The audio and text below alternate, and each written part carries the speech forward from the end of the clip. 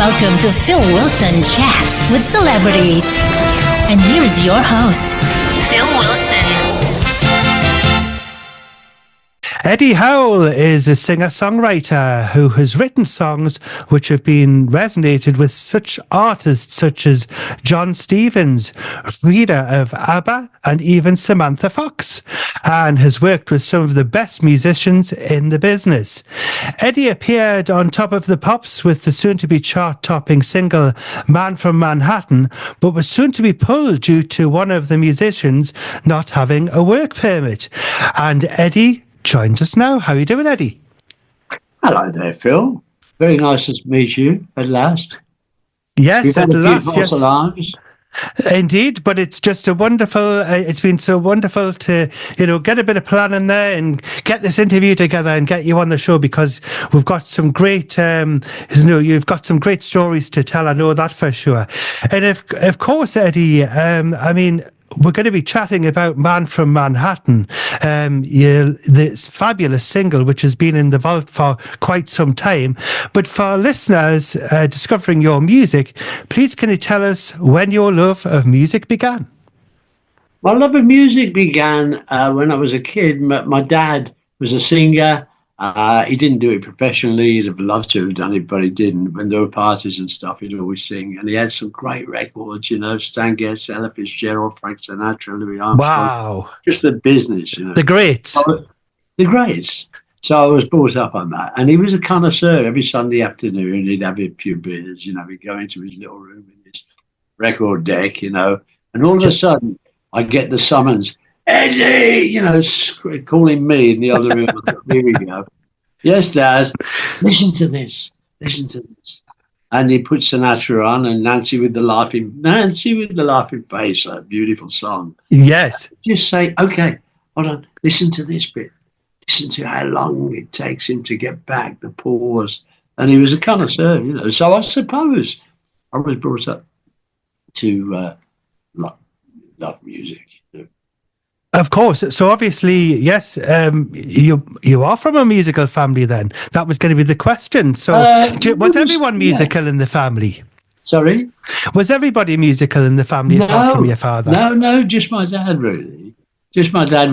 My mum was a big music fan. She loved music. She had great taste and stuff. It was my dad who really got into it, and would have loved to have done it. It's funny, there's a lot of people who would like to do music because, doing music is not only just playing music, it's therapeutic. It's therapy. I can sit at the piano, maybe it's 8 o'clock in the morning, and I'm playing around, and the next time I look at the clock, it's 11 o'clock, 3 hours. Wow. That's great, because you just accept, we all need to do that. And did your mum enjoy your father's record collection? Was she into your Frank Sinatras and your Dean Martins and such like? Very much, very much. She had, she loved Sinatra, but her favourite was Dean Martin.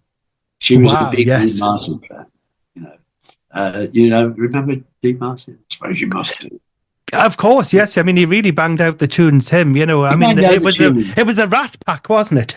It was the Rat Pack.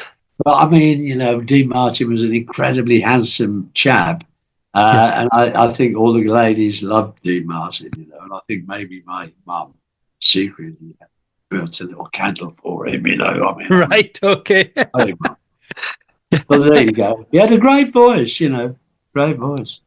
Dean Martin. Yeah, a great beginning for you there. So I was brought up with all that music, and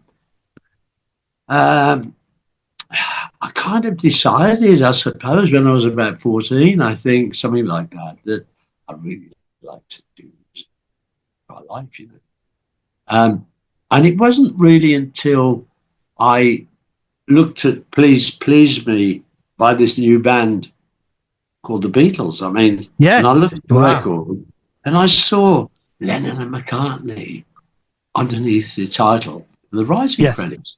I thought, John Lennon, Paul McCartney, those two are in the band, and they write the songs as well. Because before then, artists didn't write their own songs. Cliff Richard and all those, but they didn't write their own songs. So it was great for a songwriter, because that's basically what I wanted to be, a songwriter, a backroom boy. I never really fancied myself as an extrovert performer, and I wasn't always a great big fan of my voice or anything like that. So for me, it was just songwriting that was my big love. Still is to this day, you know. I love the blank piece of paper, you know, just thinking I'm going to fill that up with something. That's right, with your 3 hours in front of the piano there. But now, one night at a local youth club disco in Bourneville, next to the chocolate factory, you heard a record that shook your booty and fired your imagination. Now, was that the song that you've just mentioned there? Because I believe it did spark a flame inside you and inspired you to start writing. It certainly was. I mean, I heard it through you know, you listen to music all the time, wherever you are. This record just blew me away. It was different to everything else, the energy and everything about it. And I just had to have it. And I bought it and I queued up for it because everybody wanted it. You know, the Beatles really, you probably, you know, you're too young to remember it, but I mean, it was an avalanche. It was just ridiculous, you know. They were in the headline news every day in the papers. You know, what do the Beatles do? More important than politics or anything like that. And they had such influence. I mean, I can't see there's ever going to be anything quite like that again. You know. No, I mean, it was amazing because you could actually, I mean, I've seen, you know, archive footage of people who would actually be queuing outside of record shops to go in there in order to listen to, you know, maybe, the latest records and things. They'd have a listen in the booth and then they would go, I'll have that. Yeah. It's funny, you know, you just reminded me that all the sophisticated ways we have of listening to music, you know, through sophisticated stereo systems and Dolby Atmos now, of course, you know. Where you of course, yes. This album I've done is Dolby Atmos, but anyway, that's another story. But I remember way back when, 14, 15 years old, in bed, and I needed to get a score because I had to be up for about 7 o'clock, but I had to listen to the midnight thing on Radio Luxembourg, you see. Right, yes, they played all the hits, didn't they? Yes. My greatest pleasure was just having my ear right to the speaker because I couldn't make too much noise, and just hearing the latest records. And it was like I just remember the Beatles' new single "Penny Lane." It was, I think. Yeah. And I loved the way it just crackled in and crackled out, and I was and all that was part of the romance of it to me. And I still love listening to crackly old speakers now, you know, because of that. Sorry, I digress. I don't know what yes, of course. But yeah, when you were listening to Radio Luxembourg, were you listening to a crystal radio or were you quite posh and had a transistor? Yeah. I had a transistor. It was a transistor. Because I remember there was crystal radios, wasn't it? And you would put it on your radiator or something, you know, the bit of wire in. Excellent. But yeah, Luxembourg, they were the forerunners there, really, you know, for getting you all the pop music and everything, because it wasn't available really across the UK there on a national scale, because the BBC only had the light programme and things like that, you know. So, they were like, you know, the forerunners for Radio Caroline. Exactly. You know, where all the music was at. Now, but it was the Beatles, I suppose, for me, you know, that phenomenon, you know, I just got washed up in those waves. And I've always been the kind of person, I like football, but I want to play it. So I don't particularly want to watch it. I like anything I like, I want to do it myself. And it's like music, you know. I love hearing it, but I want to do it. I want to do something. I want to play. So I learned to play guitar and piano and a little bit of clarinet, you know, just to get me by to be able to write songs, you know, really, basically. I mean, you did actually learn 3 chords on the guitar that your mum bought you, and you were off and running, writing little Beatle-inspired ditties for your newly formed band, Wings of a Bat. I wonder if Paul McCartney got a bit of tip from that title. And for his band. Now, did you have any performances with that band? Oh yeah. We did. We played youth clubs in Birmingham and stuff, and I carried on. I mean, I wrote my first song, "Tell Me Baby," I think it was called, and we had to Right. go into me and Les French, the guitarist. We had to go into the toilet because the echo was great in there, All right. and it was Excellent. great echo. And we wrote our first song after pulling the chain, I think. So that's a great intro. Right. It is. But I like it. yeah, that's where we kind of started, and from the Wings of a Bat, I had a little Simon and Garfunkel-esque kind of duo, Right. played Right. around Birmingham, and that's when I got my first publishing deal because I'm from Birmingham, as you probably. Of course. Yes. Did you record any of your music of Wings of a Bat, or is it just the memories? We did. I mean, we did. We recorded. We had an old Grundig, German Grundig tape recorder, and we Wow. recorded it. But I don't know whether it's recorded. But we never put anything out or anything like that. Yes, you still haven't got the reel to reels at the minute. No, I haven't got the reels and reels. But and then I went on formed a duo kind of with Simon and Garfunkel-esque. But the great thing about that little duo is for the first time I was playing all my music. Yeah. It was all my songs, which was, this was great. And people were clapping as well. Because when you write songs, if that's all you do, you never get applause from anybody when you finish. Maybe a couple of spiders crawling up the bathroom wall.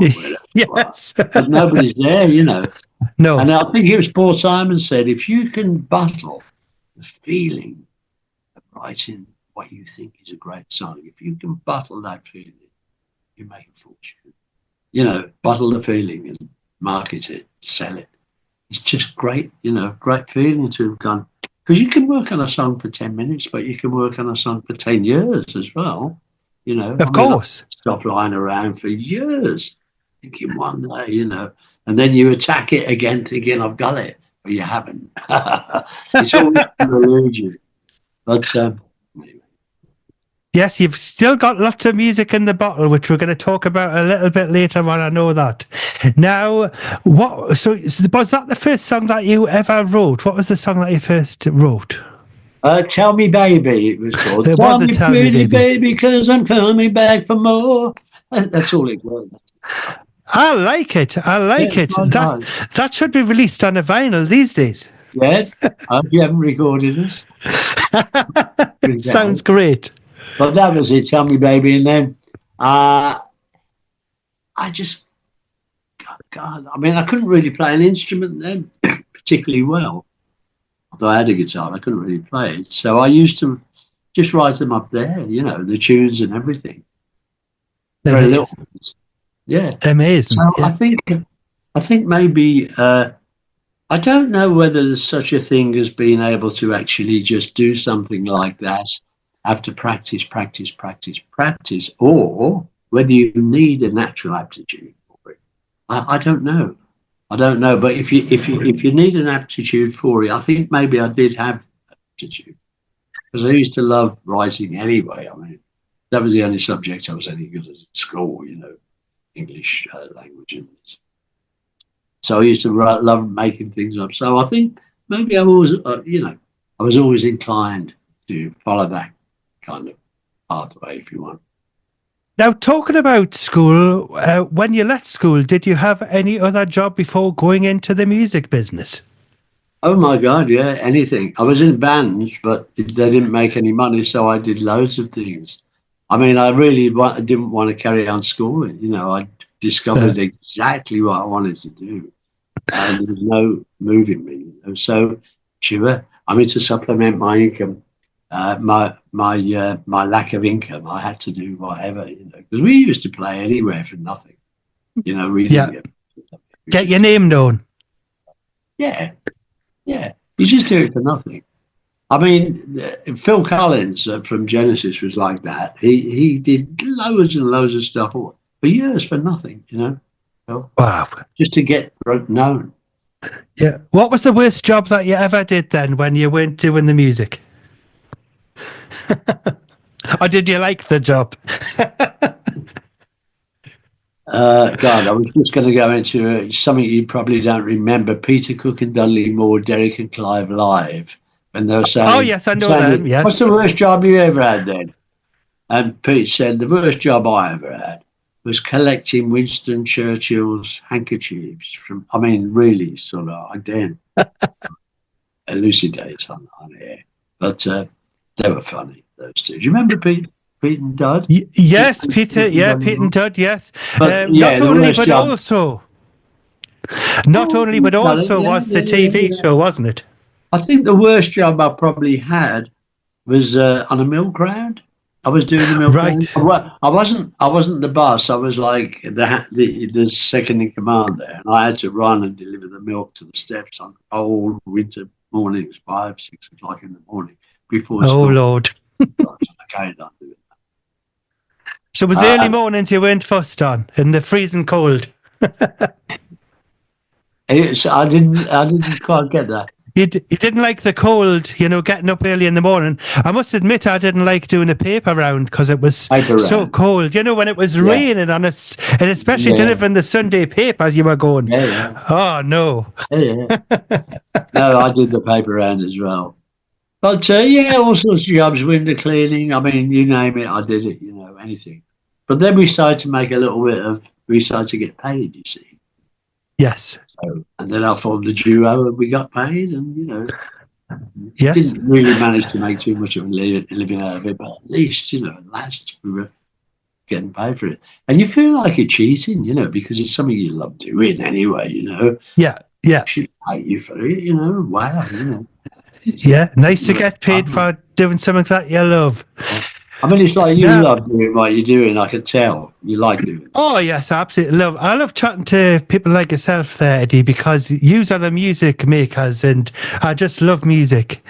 Now, as your songwriting developed, you started recording songs, like I mentioned earlier, on your Grundig 2-track tape recorder, and soon had a collection of songs of which you travelled and knocked on publishers' doors to see if you could get a record deal, and your hard work eventually paid off. Please can you tell us what happened next, as I believe you relocated to London? I was in Birmingham and I travelled down to London maybe twice a month because I'd written new songs and I used to hit the streets and I was doing that for like almost 2 years, Wow. And just getting, really because of disenchanted and thinking, get a proper job, everybody. Yes, that's what they always say, don't they? And I thought, I'm not getting anywhere. And then one day I got a telegram because we didn't have a telephone. I got a telegram from Chrysalis. Wow.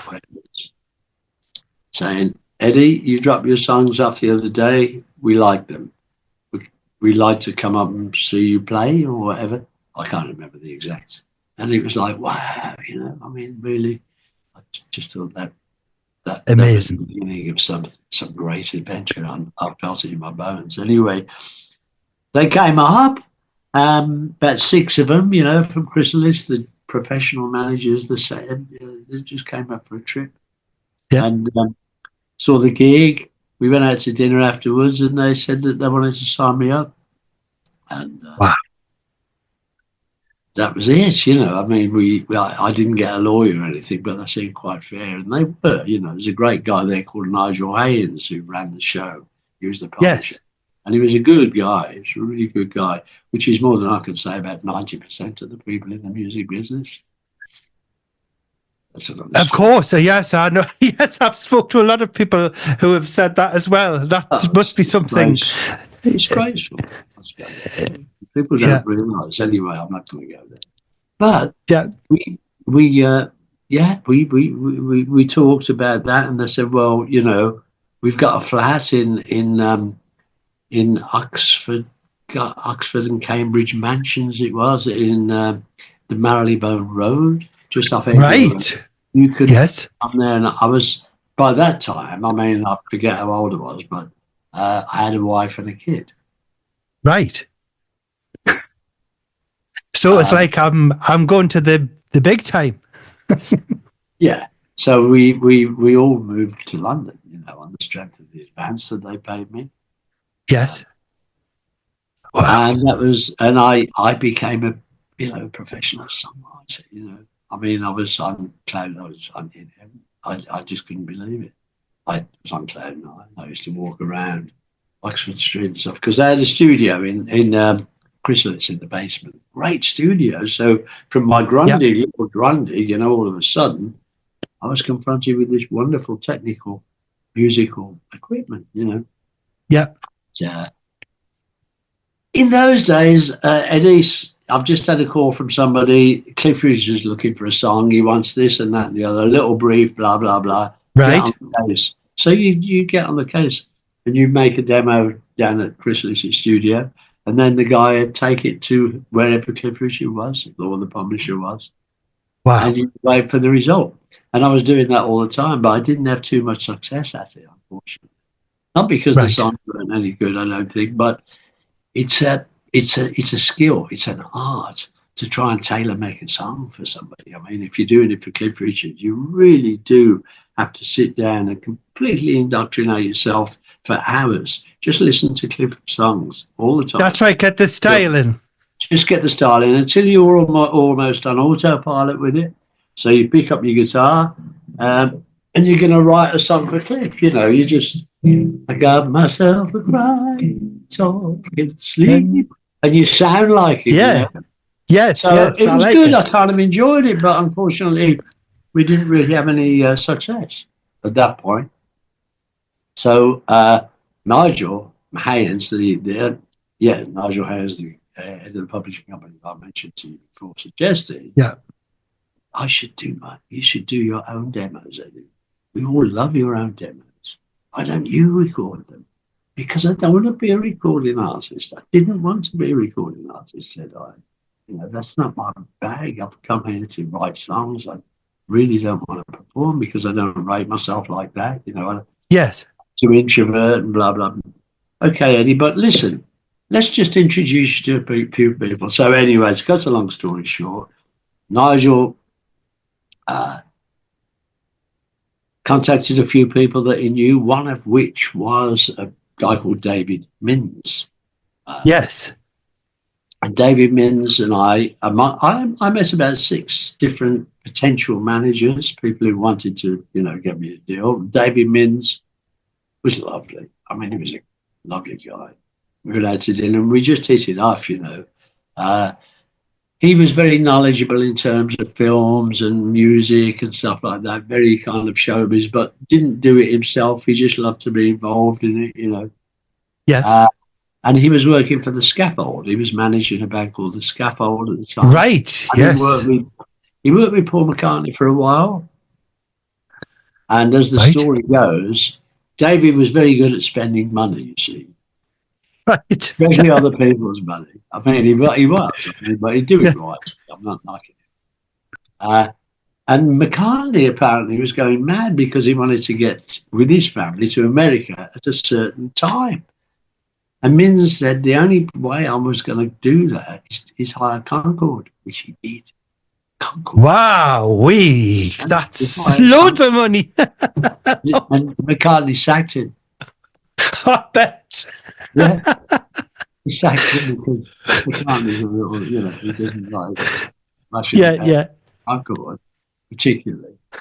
So then Minns moved to The Scaffold, where Paul McCartney's brother, Mike McGear, was one of the sisters, and that's when I met him, when he was managing Scaffold. So he said, listen, I've heard your stuff. I really like it. I think I can do something. I said, I hope not. I did. I said, I'm a reluctant recording artist, but anyway, he said, give me a little bit of time and I'll come back to you. After 2 weeks, there were 2 record labels interested in me. Warner Brothers Records, the biggest label on the planet. Of course. George Harrison's new label, Dark Horse Records. Right. So they were the 2, and Minns went to Warner's, and I did a deal with Warner's reluctantly. I didn't want to do it, but it was incredible, It was incredible. The way things happen sometimes, You can't imagine. So I always say to people, don't lose hope, because around the corner there's always something that you would never have. Exactly. I mean, from recording in the basement of Chrysalis Records in Oxford Street to go on to bigger things, absolutely amazing. I mean, what happened next was you went straight into the studio after signing your record contract with Warner Brothers. You went straight into Trident in Soho. What happened Trident there? in Soho. We went there. I met Robin Lumley at Chrysalis. Robin Lumley, I don't know whether you've heard of Robin Lumley. He was Joanna Lumley's second cousin or something. But Right. lovely guy. Great keyboard player. Very intelligent guy. And he joined Phil Collins's band, Brand X. Brand X were Phil Collins's alter ego because Phil was a jazz drummer. And I met Phil and stuff, and Rob said, no, I asked Rob, I'm doing an album. Warner Brothers are paying for it. It's my debut album, Rob. Would you like to produce it? So he said, yeah, but Warner's insisted on the players. A guy called Pete Swetnam. So we had two great players, Jerry Conway and Pat Donaldson. Pat Donaldson on bass, Jerry Conway on drums. Got to Trident Studios. And I was routining all my songs with these two guys while they were messing around in the control room for hours, Oh, it sounded wonderful. It sounded really, really fab, Yeah. And it just went, on and on. They were messing around, and they came out, and Robin came out and said, Jerry, it's time to get a drum sound. So myself and Pat Donaldson went to the pub and just had a play-a-months. We came back like an hour and a half later, and they were still trying to get a drum sound, Right. And then all of a sudden, Robin came in and said, we just can't get a drum sound. Right. And unfortunately, Jerry, didn't want to continue after that. Oh. So he decided to leave. This is the first day of studio recording, I'm just recording. Unbelievable. Yes. And then Pat Donaldson, because Jerry's his friend, wanted to go with Jerry. So I lost bass player and the drummer on the first day in the studio. Oh, I'm a kid from Birmingham. I don't know what's going on. I'm overwhelmed by all this shit, But and you've got all these people in the control room standing there going, what we're going to produce here. So they go out, and I'm gonna leave this to your imagination. What I'm going to tell you next. Okay. Yeah. So they've gone, and I'm just sitting there. What the hell's going on? Talking to somebody, and all of a sudden, the door bursts open. Hello, Eddie. How you doing, mate? All right. It's Phil Collins. Amazing. What? This is just 5 minutes after they left Phil Collins. Unbelievable. And then Percy Jones, the bass player. Then John Goodsell, the guitar player. And then Maurice Purr, the percussion player. Wow, amazing. I'm not gonna say why or how. I'll leave that to you to decide. Yes. Yeah. I mean, Robin was producing, don't forget. So Robin wanted his mates to play on it. But Warners, who were paying for it, wanted Pat and Jerry. And when I was playing through the things with Pat and Jerry, it sounded fabulous, Now, Brand X, I was, all of a sudden I had to make an album. So I had Phil Collins who wanted to, he was all for it. So we had Phil Collins playing drums, and we had Percy Jones playing bass. And I mean, they are exceptionally capable musicians, all of them. I mean, really. Yes. Fine players, among the best in the world, of their genre. But didn't really, I feel, suit my songs. I mean, they just didn't. It was like too jazzy. I mean, I love it, and I want to hear jazz. I love Miles Davis and all that. But this my songs weren't jazz orientated in the slightest. They Yeah. weren't jazz. So unfortunately for me, the first album was underachieved. I mean, it wasn't. I wasn't happy with the first album, which was a real drag. But never mind. I mean, Because you actually had Gary Moore on the slide guitar as well, and Jack Lancaster on the saxes. Is that right? yeah. Gary was great. Oh God, what a player! What a brilliant player!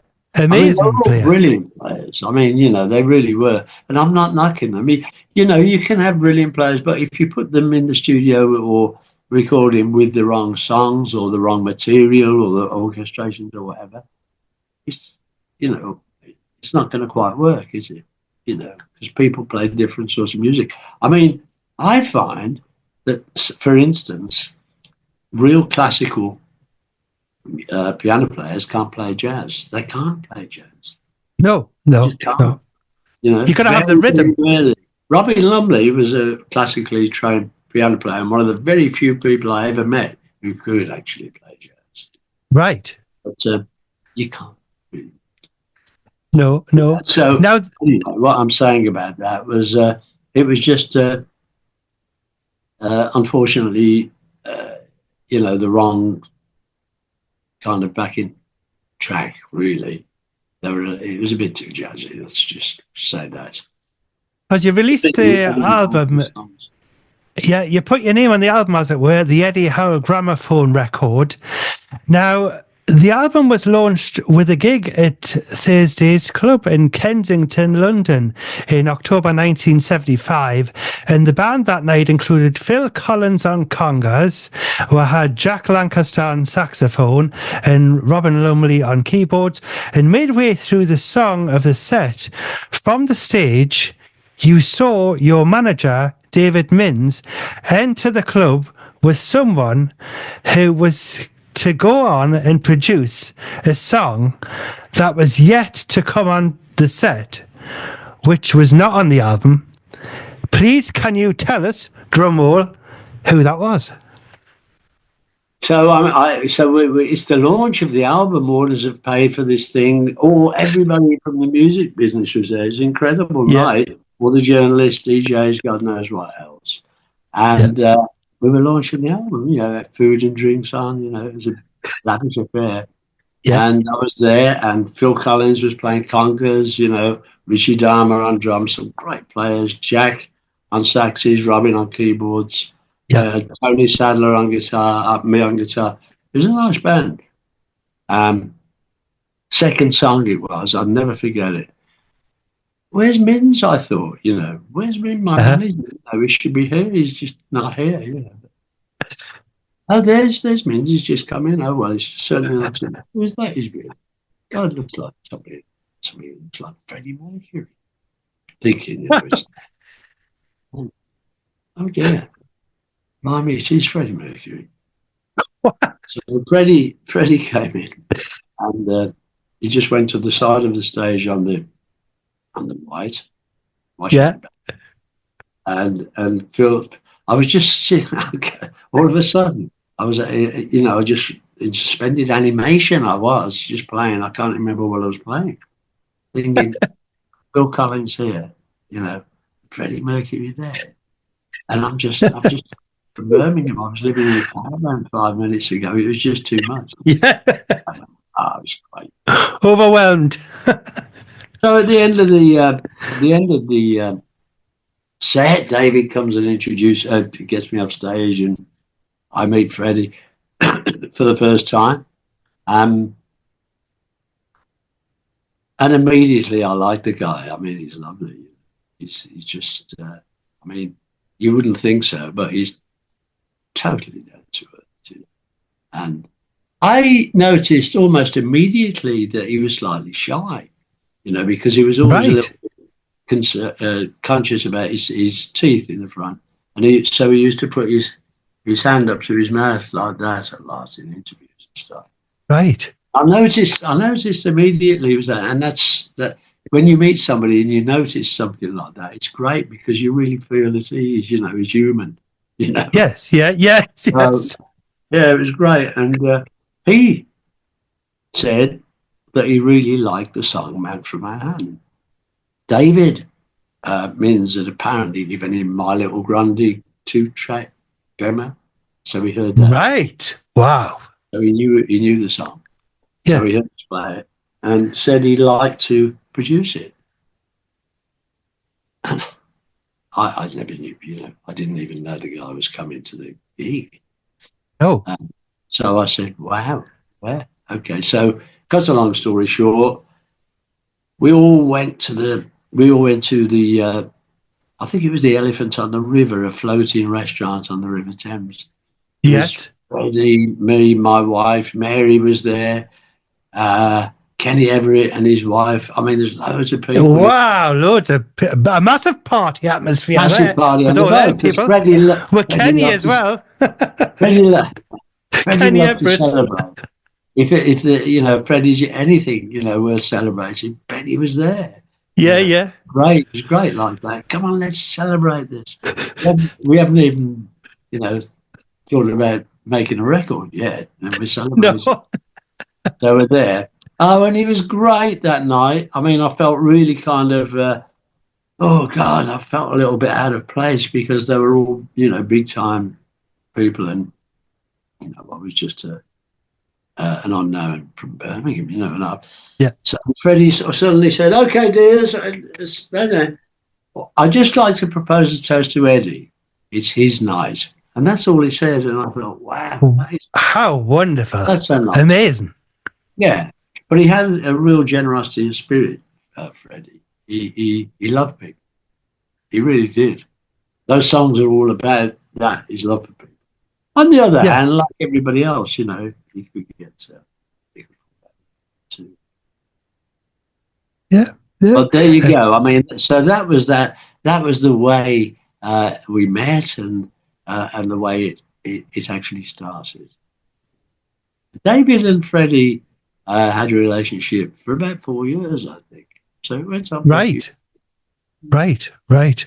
Amazing. An amazing story that. Now, after the gig, like you say, you met Freddie Mercury, who seemed to like the new song, Man from Manhattan, and you got talking and he offered to produce it, but you had reserves at first about the song being produced by Freddie, especially with Brian May guesting on lead guitar, as you were concerned it would sound too much like Queen.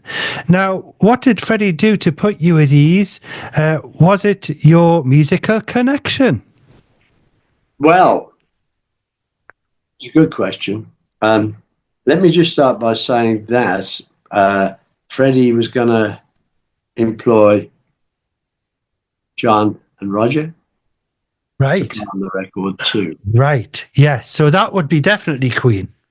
After hearing my reservations, and it's only because Freddie's got such a definitive style, you can't mistake it's Freddie. I mean, it's and that was my fear, that I was not there's anything wrong with sounding like Queen, but it wasn't. I mean, my original demo was more Tom Waits. It was more the Man from Manhattan. It was right down here. Different kind of thing. It was a walking double bass, spitting sawdust, that kind of thing. Yeah.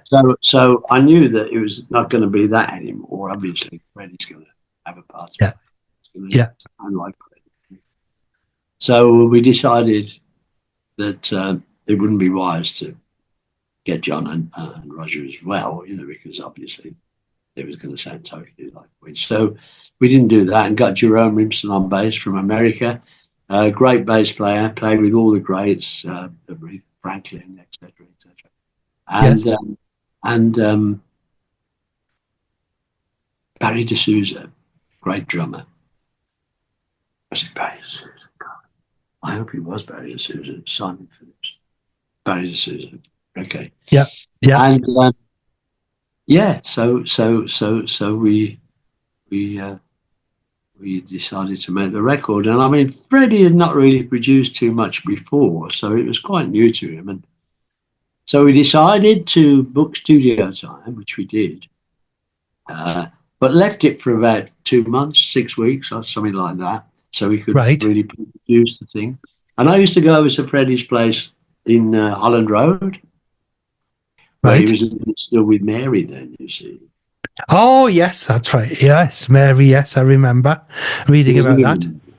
Yeah. And in Holland Road, and I just remember this lovely piano he just got, a beautiful Yamaha piano that was this his auction from it. Right. I can't remember how much it sold for, but it was the most expensive piano ever sold, I think. Amazing. And it was there. And I just remember the very first time I walked into the flat, Freddie was playing The Man from Manhattan. And I thought, wow, it's got the feel right, you know. Yeah. Just got that feel right. Because, I mean, it was like, and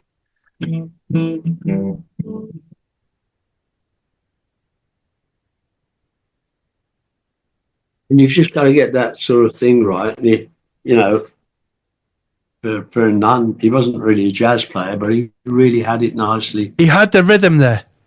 Huh? He had the rhythm. He had the rhythm. Which is it's so important when you're making any record to get the feel right. Yeah. So we did that and had a couple of those sessions, you know, and then found ourselves, because Freddie was quite busy, I was doing other stuff, but we booked studio time. Then we found ourselves driving to the studio, Sami Studios in East London on the first day. And Freddie's chauffeur had picked me up from Fulham, where I was living. And we drive to Holland Road, because Freddie had bought he was living in a little flat there, but he bought a big car and a chauffeur. That's Freddie. Right, okay. Flamboyant, that's what they said. They said he was very flamboyant. Yeah. So, you know, he picks up, and every day, you know, we went, he'd have this little cassette player. I'll never forget it. I was really impressed. I you know, he's only a few years older than me. I thought, wow, got all this together.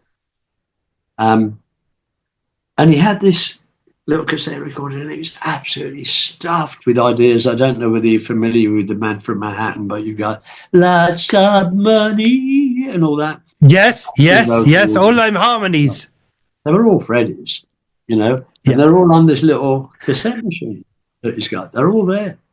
And I think, what a great way to work. You know, he thinks of something and he goes straight down, which is very important. You might forget it. And so we got in there, and we with Barry D'Souza set his drums up, and Jerome's there, and it's all, I've never met these people before, and they seem really nice.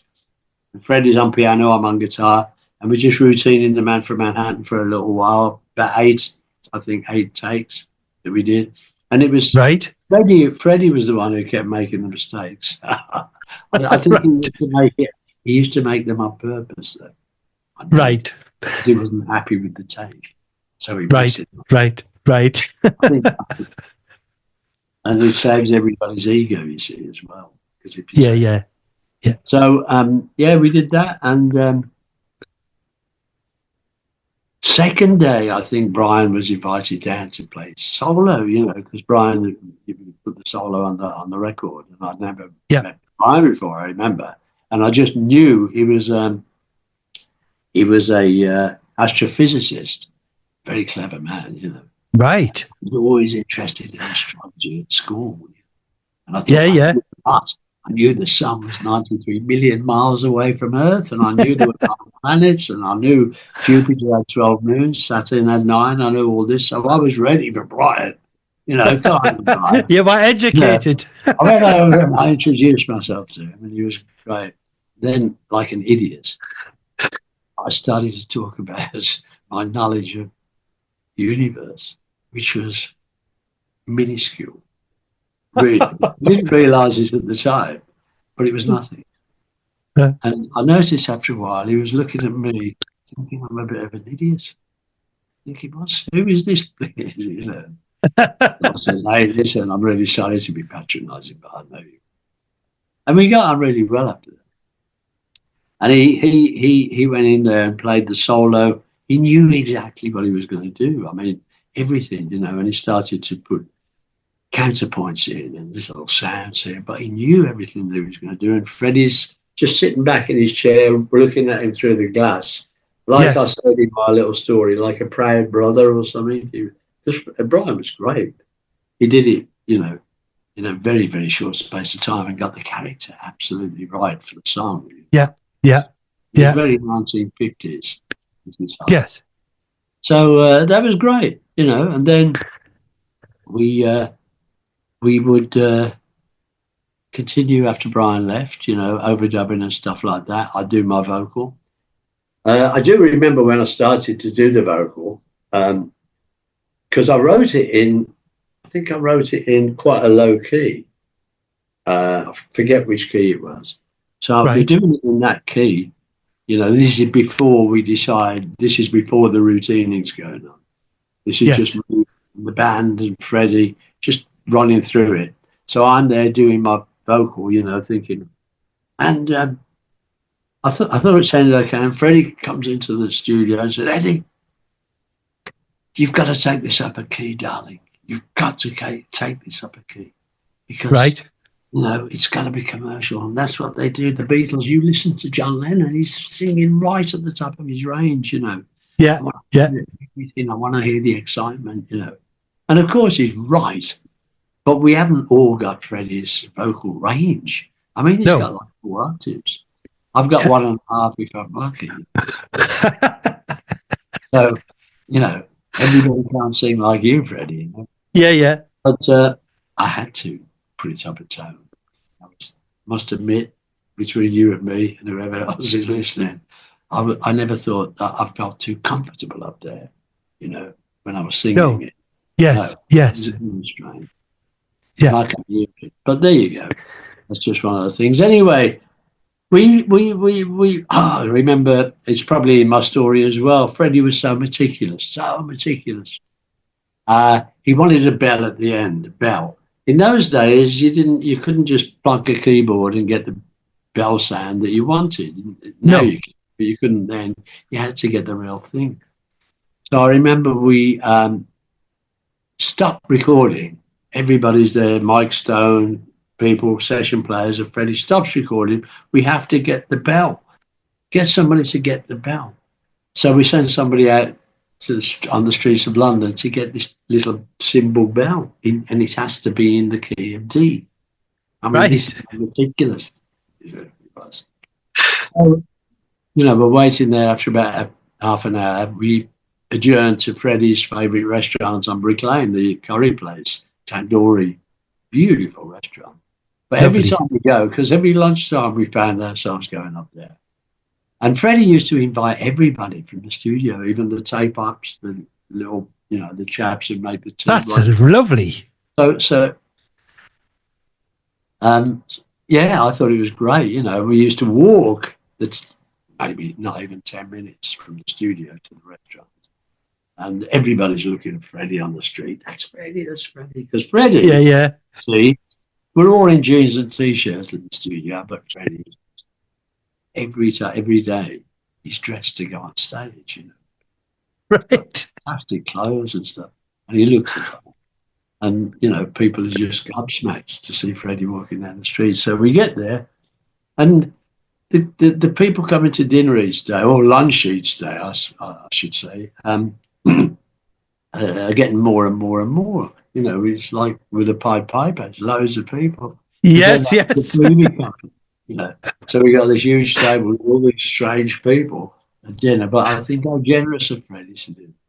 Really, really nice, because at the end of each meal, he signs the tab. Wow, amazing, wonderful guy. Amazing. Until, of course, very generous. Until I got the first statement from Warner Brothers. All that food had been put on my tab. I was paying for it. I was paying for it.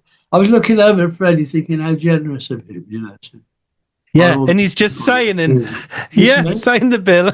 Well, that's how it is. That's showbiz. I mean, that's funny. And quite rightly too, I mean, Freddie, did it for love. He didn't do it for money. I mean, really, I don't think he charged anything, and So, it's a small price to pay. Small price to pay. Of course. Now, looking at the itinerary there, so on day one of recording, you were there with Barry D'Souza on drums and yourself on acoustic guitar. And then on day two, Brian May came to record his guitar parts. But then when you go along to day number 3, a couple of Warner Brothers bigwigs flew in from LA after discovering that one of their artists, namely yourself, was making a record with Freddie Mercury. Now, how did the meeting and performance go? As I understand, Freddie wasn't a fan of all these executives, although they were paying all the bills and all of these meals and picking up the tabs for making the record. You see, the funny thing is, it was weird because, 2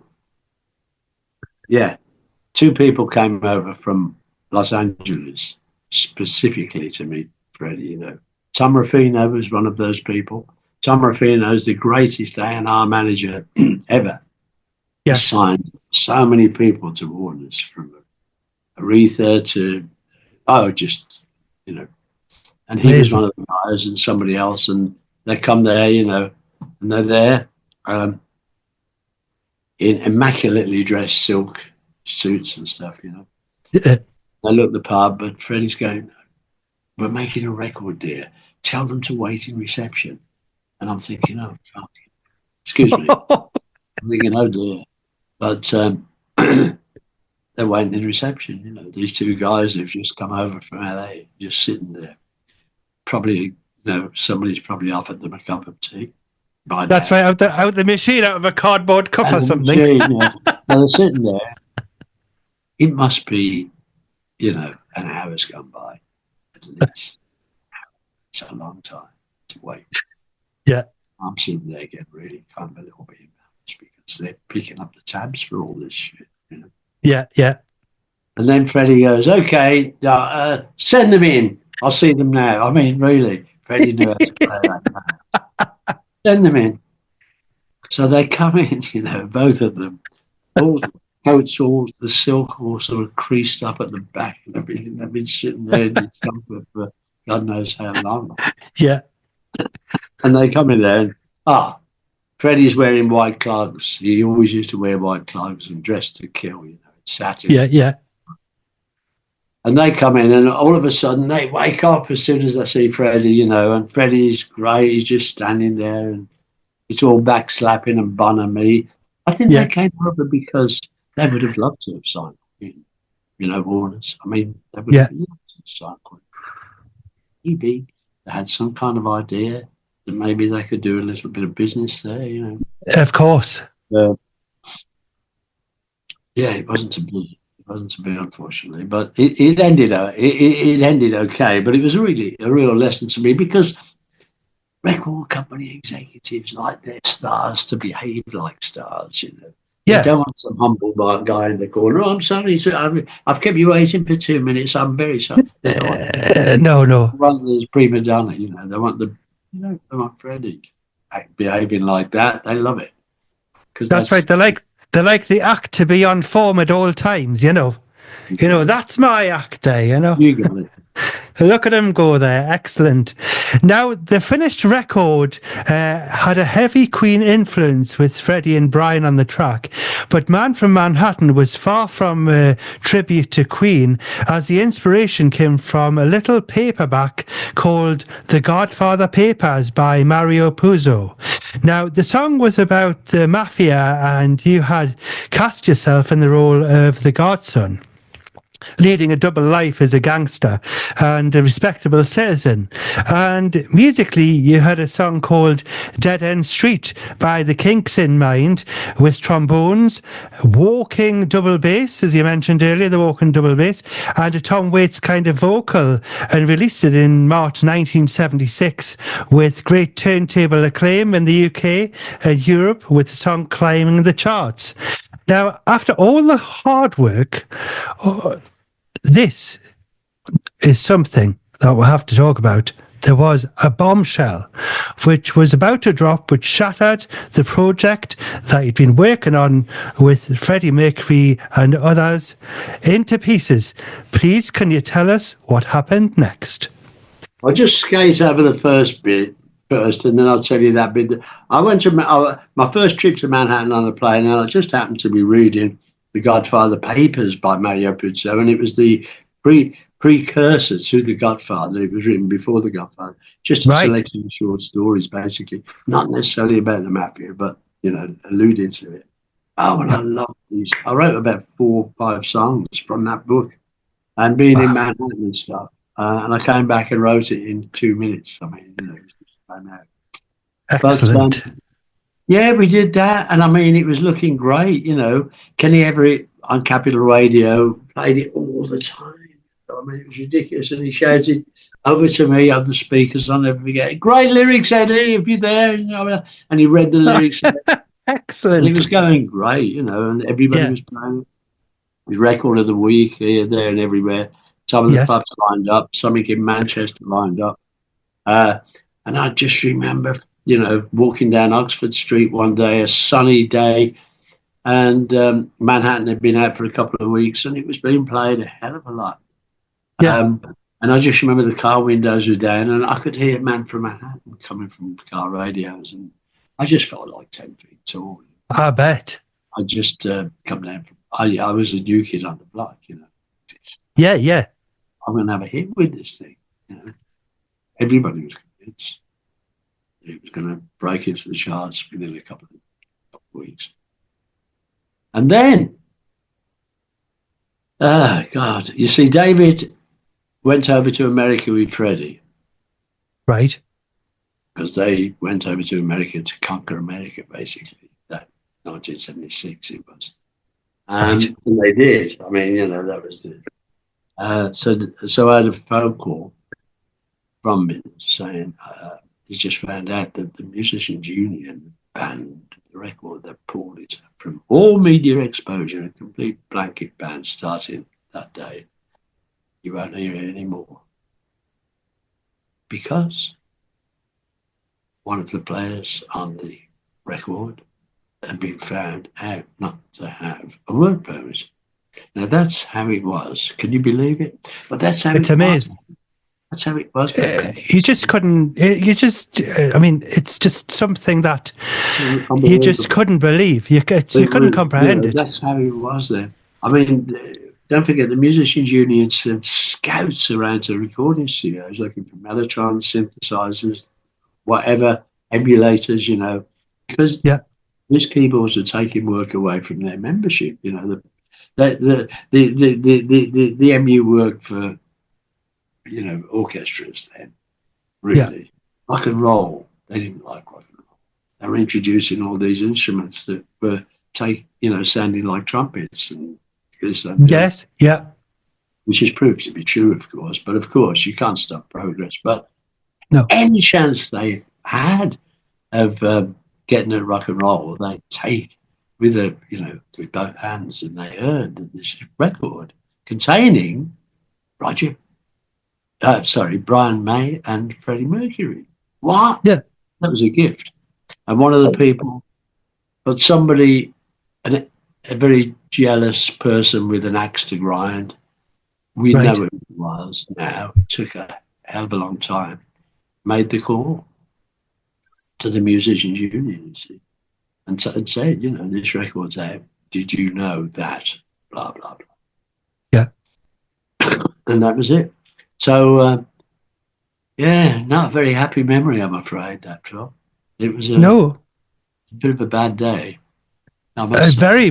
A very bad day as well. And of course, Man from Manhattan had actually made the top 50 in the UK, top 20 in Australia, Belgium and South Africa, and top 5 in Holland. Although, as a consequence of the ban, it was never released in America or many other major territories either.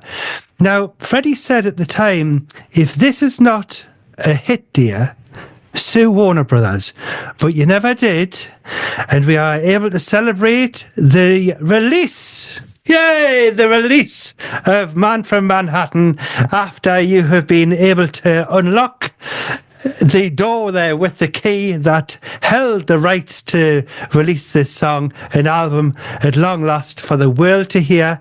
How does that feel after all this time, Eddie? I've got used to it now, Phil, but at first it was great. You know, I mean, it took 4 years. I mean, it started to negotiate with Warner's in 2016. Wow, yeah, so that's how long it took. It took quite a long time, but you know, it resulted in the album, the box set. Wow, that looks wonderful. That. Absolutely beautiful, and that's available now for listeners there who are listening to the interview here. On the screen here, if you do actually watch this interview on celebtv.co.uk, you'll be able to see Eddie holding up a box set of Man from Manhattan there. Eddie Howell and Freddie Mercury there on the front cover there, in like some nice charcoal caricatures of them both there, and it's got loads and loads of fabulous tunes on there that were recorded in that session as well for the album. Yeah, we've got that was Andrea Terceras, a friend of mine, painted that, and we've got just a few bits and pieces from the studio. Yes, a lovely picture there, Brian, from the control room. It looks like there, sitting there. We've got Brian May there, standing up there with his arm on the back of a chair, and we've got I believe Freddie's in the photo as well. Of course, Eddie's in there as well, and many other passengers. And it's got that like what people used to have in their houses. You know, like the wood on the wall, except it's the wood on the back of the control room. It's probably for sound, that actually, you know. Oh, and there's another picture here that's being shown, which is Freddie Mercury there. Looks like he's listening to the playback there, and a nice grin on his face, and Eddie sitting there at the side of him. That's where that painting's taken from. That picture. Oh, lovely. Yes, and there's a nice picture as well there on one of the album covers as well. But yeah, get yourself a copy of that box set. It's absolutely fantastic. And it's a vinyl special LP special edition there, available worldwide, which is absolutely fantastic. And it's to commemorate a snapshot of musical history that has been lost in time. It's just absolutely amazing. It's got 10 other tracks from the era that have been remastered and remixed at Abbey Road, and it looks absolutely fantastic, and it sounds amazing as well. We've got Dolby Atmos mix as well. We've got a Dolby Atmos mix of all the tracks. Wow, that would be amazing to hear that as well. That's excellent. That. Now, are you proud of the work as you were then as you are today? Well, only in as much as I'm more involved with it now. I didn't have a say in any of it back then. And the nice thing is I could choose exactly what I wanted to do now this time. Yeah. I chose the people that I know and trust and love and stuff, you know, to work with me, some very talented people. And for that reason, it's great. You know. It's lovely to be able to do that. You know, now with the internet, you can do it. You don't need big conglomerate record labels. You can do it yourself. You know. So for that reason, sure, it's a great feeling. To, you know, I mean, it's so kind of, what's the word I'm looking for? Counterproductive of record companies to just hold on to music and not allow it to, you know, be released because of contractual situations, you know. I mean, there's got to be a way every time of negotiating something, surely, so you can get the stuff out. But honestly, it was like pulling teeth. It was like pulling teeth. I bet it was. I bet it was as well.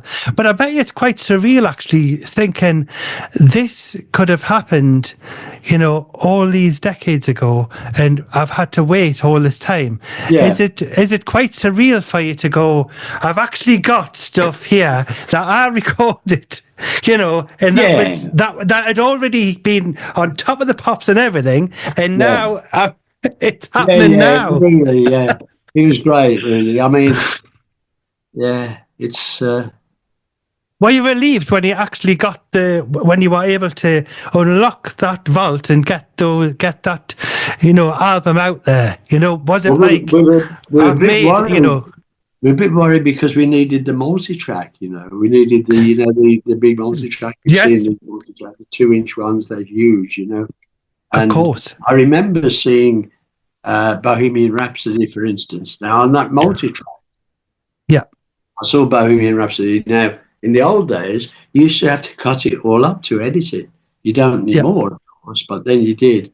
And Bohemian Rhapsody was just like, it was like an operation had taken place. It was all stitched up, all the, you know, That's right, all spliced and sliced, but it was all cut up. full You of know. China graph pen marker and everything. Yeah, you know about it. Yeah. Yeah, So I was a bit worried when we got the thing because it had been in the vaults of Warner Brothers in Burbank, California, for 40 odd years, and my goodness. worried that the oxide sometimes just vanishes and you can't play it. So Yeah. we got it out. We took it to Abbey Road because Abbey Road are great. You know, if they can't do it, nobody can. Yeah. So we took it there, and what they do is they bake it. They put it into a baking situation. And all the oxide really firms up around the tape itself, so it won't fall off. And luckily, it was all perfect. You know, they didn't. You can only put it through the machine once, apparently. Right. You can only do it once because the oxide will drip up. So we managed to do it. You know, so that was a nerve-wracking thing because, you know, had it been ruined, all that would have been a waste anyway. So Of course.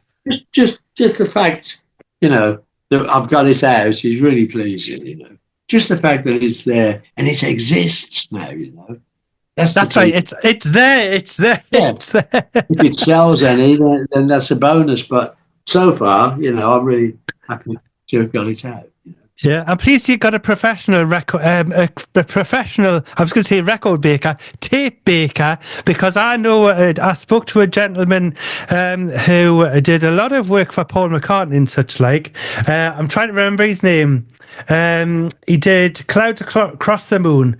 What do you call him again? But never mind, it'll come to me in a moment. But this gentleman actually baked his own tape, and he actually confused the Fahrenheit with centigrade, and he completely baked the tape. Oh no! I thought you were going to say you baked the tape and ate it. Well, he might as well have eaten By it. mistake. You might as well have done. Oh, what? Confusing it with Fahrenheit. Oh my God! That's right. That's right. Hey, my goodness! That's a rookie mistake, isn't it? It's a rookie mistake. Yeah, he was on the phone there and they said, "Oh, you've got to bake the tape." And he says, "I bake the tape?" He says, "Just in a normal oven?" And said, "Yes." And he put it on the wrong setting. And he said he says, "I could smell something burning." And he thought, "Oh, maybe this is what's meant to happen," you know, kind of thing. And what tape was it? What was it? I'm trying to think of the guy that actually did who I spoke to. Oh man, That's a tragedy, isn't it? When that happens, he just released the he just released the album. Oh my goodness, no, I can't believe I can't remember his name. You know, those tapes could be hundreds of thousands of pounds worth of music on those things. Yeah. I mean, luckily he did have some copies of his music as well. Oh. It was Richard Anthony, and I forgot his second name. Oh no, we'll have to edit this out, the interview. Richard Anthony. Oh man, I'll tell you what it is. I'll just do a little search here. Clouds Across the Moon was their biggest hit, but I can't remember. Oh man. Richard Anthony. Oh man, hold on. I'll just do a little search. Clouds Across the Moon, Richard. Oh man, even when I've just typed it there, it's Richard Anthony Houston of the Ra Band. Okay, yeah. So I'll just try and keep this in. So what am I going to do? I'll just say, yes, he baked the tape. It was actually Richard Anthony Hewson of the Ra Band. So he baked his tape, but he had a phone call from a gentleman in America, and he said, you've got to bake your tape. And he says, in an oven, a normal oven. He says, yeah. And he gave him the degrees and such like. And of course, Richard actually got the Fahrenheit and the centigrade all mixed up. And he ended up baking his own tape. You'd have put sultanas in it. That's right. But a marzipan round the out. That's like a Christmas I mean, gift. that could end up being absolutely catastrophic because, you can have hundreds of thousands of pounds worth of music on this. You can. So yes, quite an easy mistake to make. But yes, Abbey Road there, baked the tape at the right temperature, and that's how we've got the man from Manhattan talking to us right now to tell us about this fabulous single and also the box set as well. Now, what was it like, remastering these tracks in Abbey Road? We didn't remaster in Abbey Road. Right. We remastered at East Coast. Right. I would have loved to have remixed them all. I mean, but it would have been too expensive. Yes. I mean, too expensive in terms of, I'm not Queen or anything like that. And so I have to watch and would it be economically viable to do it in terms of would we make that money back? And the answer is probably not. So because we didn't have unlimited amounts of dosh to spend, we just did it for Man from Manhattan and made the Dolby Atmos mixes instead. So that's all right. So was it quite interesting doing the Dolby Atmos mix there? Because that's my God, yeah. I tell you, it's incredible that a friend of mine had one of the first studios. It's just around the corner from me, East Coast Studios, and on Manhattan, he called me in and said, "Come and listen to it." So I listened first of all with the cans, but he's got all the speakers in the studio, surround sound. But I listened to the cans, and wow, I mean, everything was split up and separated. It was like a movie, And Freddie, I just remember Freddie's voice on. He does a lovely.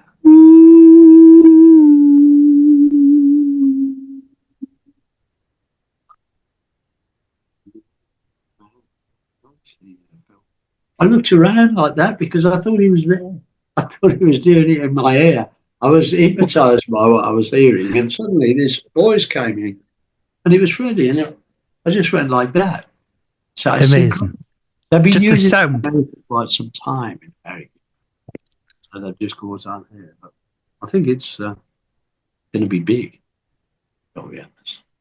Yeah, it is definitely. Now, but you showed us the vinyl special edition LP, which is available worldwide. And how does it feel to hold a copy of this record, which has been a long time coming for fans? Oh God, I'm trying to remember. You asked me now, and it's been out for a few months now. So the initial impact has gone, I suppose. But when you feel you can't believe it, but it's still nice. I mean, yeah, I just look at it and think, wow, all the work that's gone into it. It's a white one as well. Oh yes, I like that. Yes, a nice white vinyl there. Lovely. And just think that back then, when it was originally in the charts, it would have been on vinyl. And isn't it amazing that this is actually being released and vinyl is making a comeback? Yeah, exactly. Who would have believed it? Because it wouldn't have been the same if it had been a CD you were holding. No. Do you know what I mean? You would have to, it's like quite surreal going, this is a record that I would have made then and I'm making it now. But the lovely thing about vinyl, of course, is the analog aspect of it, because yes, the sound just goes on forever. With CDs and digital, it just cuts up. It's all That's why it's compressed. sounding- huh? It's all compressed, isn't it? When it's all compressed, going on but to. when it reaches a certain high frequency, it doesn't fade out slowly like vinyl does. It No. just cuts off before Yeah. the end, kind of thing, which makes it sound brittle.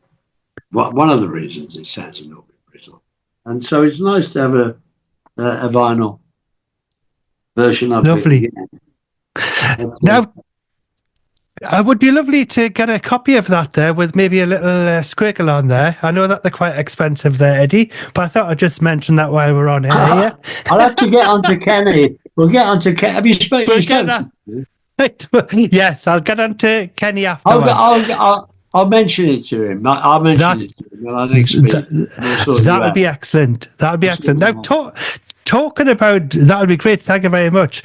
Now, talking about the vinyl revival is here. So I must ask you, what was the first vinyl record you ever bought, and what record would you play me if you had a record player beside you right now? First record I ever bought was Emil Ford and the Checkmates. What do you want to make those eyes at me for? I like that one. B-side, Lucky Old Son, I think. That was the first record I bought. If I had, I mean, just it's my mood with music, and I think because I've been playing Miles Davis a little bit lately, and I think I just put a Kind of Blue on, and then it just played while we're talking. Beautiful. I like that. I like that. And I like to, what do you want to make those eyes at me for? What they say. What do you want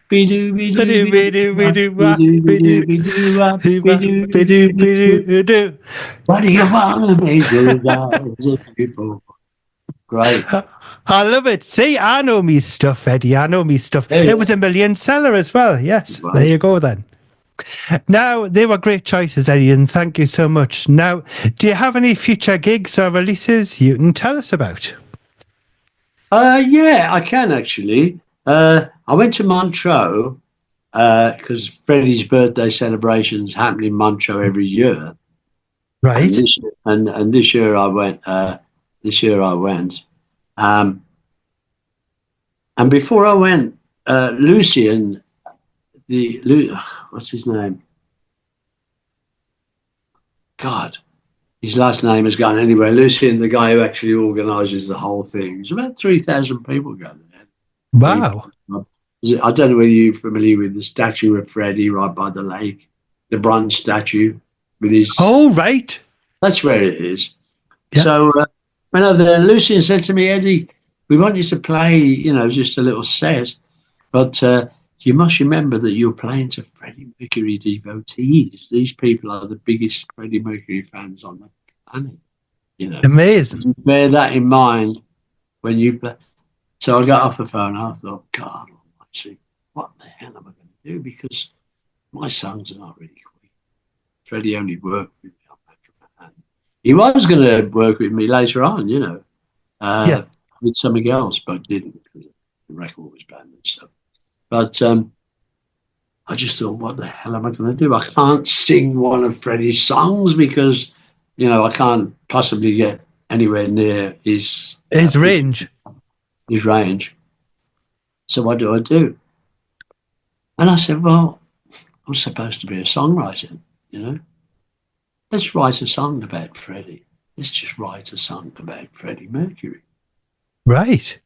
So what I did then is I phoned Lucien up and I called a couple of other people up before I'd even written a note. And I said, hey, I'm writing a song about Freddie. That's what I'm going to do. And that's going to please everybody. And everybody's going, well, yeah, great. Okay, lovely idea. But I hadn't written a note. But what is good for me to do sometimes is push the boat out, first of all, before you get in it, and then swim for it. That's good. Yeah. Because it pressurizes me. Yes. Oh, my God, it was a difficult song to write because I couldn't be too sentimental or too sycophantic. I didn't want to do that. So it took quite a while to get it. But I did this. I played this at Montreux the first time ever when I went over, and it went down a storm. Excellent. Everybody's please put it out. Please, I mean everybody, you know, whole fan club people. And I mean, you know, Freddie's got a large amount of fans over the world. Yeah. So it's probably economically worth doing, you know, spending money on and doing it. So we did. So we are. I mean, you know, we are going to make a record of it. Probably not until just after Christmas we won't start. Right. So that's just a clue. It's called The Brightest Star. Right. It sounds beautiful, that. Are you a fan of Freddie's? Do you know he came from Zanzibar and stuff? Yes, I do indeed, yes. I'll give you a little, I don't know whether you can hear this.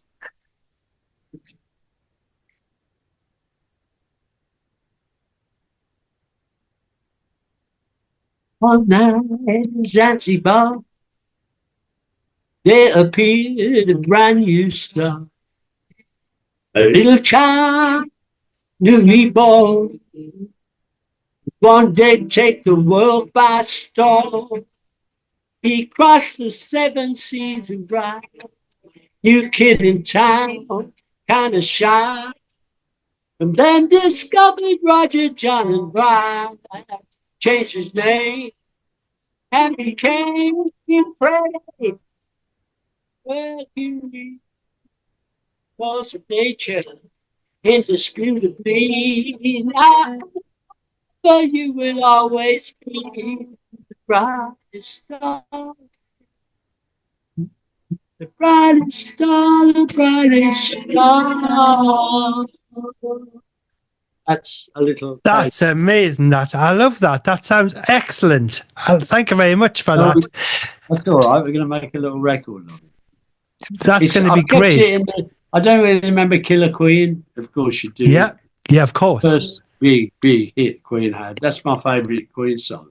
So I've kept it in the Killer Queen tempo. So we'll see. That's probably what is attractive about it as well. And I love the lyrics there. You mentioned, you know, the 7 seas of rye and things like that. Yeah. Beautiful. He rhymes with Bry. That's right. I like it. He crossed the 7 seas of rye, new kid in town, kind of shy, and then discovers Roger, John, and Brian. Changed his name and became. Because that's really what happened. I mean, of course it is. You got to encapsulate it all. You know, you can't waffle. So it's all it's history. You know, in a can. It is. That's going to be a big hit. I know that for you there, Eddie. I know that for sure. Now, where can listeners follow you? manfrommanhattan.com. The manfrommanhattan.com is the website. And we are now looking as though we're going to pick up quite a bit of radio play. Looks like that. So definitely. I love the single, actually, Man from Manhattan. Absolutely love it. As soon as I heard it, I was going, this is absolutely amazing. And then you disappeared. And then I got somebody contacted me with the single again. And I said, we need to speak to Eddie on the show. So I'm pleased we've been able to catch up there. Now, it's been lovely to meet you and stuff, Phil. Very nice. It's been lovely. It's been lovely to meet you as well, Eddie. Now, you're not going to believe this. We've run out of time. So it just needs to say thank you so much for joining me on the show. And stick around. I'll have a little bit of a chat with you afterwards. But I'd like to say it's been a privilege having you on the show. And would you like to come on the show again and talk about your new single? I'll have a frightened you away. Yeah. I certainly would. That's nice of you to invite me. Thank you. Yes, it'd be lovely to see you. So finally, Eddie, please could you introduce your latest single, the long-awaited release of I was going to say Made in Manhattan. It was written in Manhattan. Man in Manhattan. Over to you, Eddie. Here you go, folks. This is The Man from Manhattan by Eddie Howell, produced by Freddie Mercury, guest spot Brian May. Excellent. Thank you very much, Eddie. Would like to wish you all the very best, and we'll speak to you in 2025. Likewise, Phil, likewise.